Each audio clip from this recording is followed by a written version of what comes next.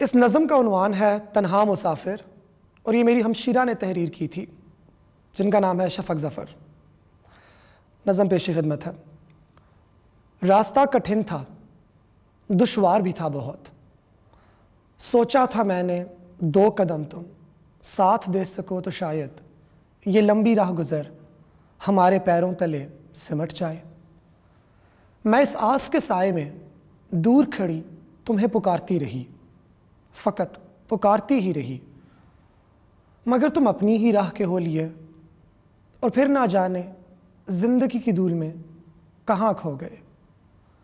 रास्ता अब भी कठिन है, दुश्वार भी है बहुत, मगर अब इस राह गुज़र की हूँ मैं तन्हा मुसाफिर।